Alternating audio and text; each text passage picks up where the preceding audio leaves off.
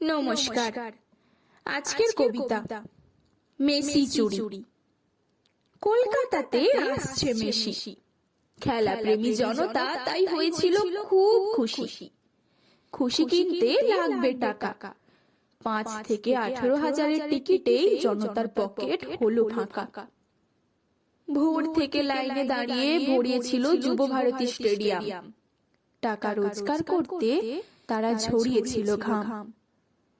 সময় মতো মেসি এলেও মাঠে নেতা মন্ত্রীদের ভিড়ে দেখা যায়নি তাকে। পরিবার ও বাচ্চাদের সঙ্গে নিয়ে ছবি তুলল মেসির সামনে গিয়ে। নেতা হওয়ার সুবাদে 1 টাকাও খরচা হলো না। মৌচাকের মতো মেসির পাশে থাকলো, তাই দর্শক মেসির দেখা পেল না। মেসিকে ঘোরানো হলো না মাঠের চারিদিক। জনতা চেয়ারের উপরে উঠে উকি মারলো এদিক ওদিক। 18 হাজারে পাওয়া গেল মন্ত্রী ও টলিউড অভিনেত্রীর দর্শন। মেসি মাঠ ছাড়তেই জনতার হলো ক্ষোভের বর্ষণ। জায়ান্ট স্ক্রিনে ছবি দেখার জন্য লাগলো 18 হাজার টাকা।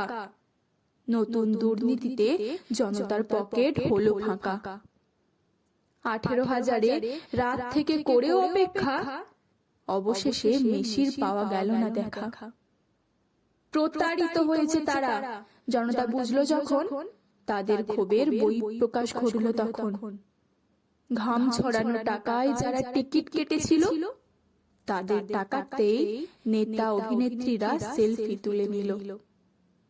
মেসির নামেও হলো দুর্নীতি, নেই কো এদের কোনো ভয়ভীতি। শিক্ষা চুরি, চাকরি চুরি, এবার হলো মেসি চুরি। গর্বের যুব ভারতী ক্রীড়াঙ্গন ভাঙলো জনতার মন। তাই তো উত্তেজিত হলো জনতা, দেখালো তাদের ক্ষমতা। ভাঙচুরের মধ্যে দিয়ে করলো ক্ষোভের বহিঃপ্রকাশ। যুব ভারতী সহ বাংলার সম্মানের হলো সর্বনাশ।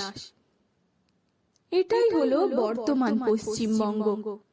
দেখবো আরো কত দুর্নীতির রঙ্গ। ধন্যবাদ। ভালো থাকবেন, ভালো রাখবেন।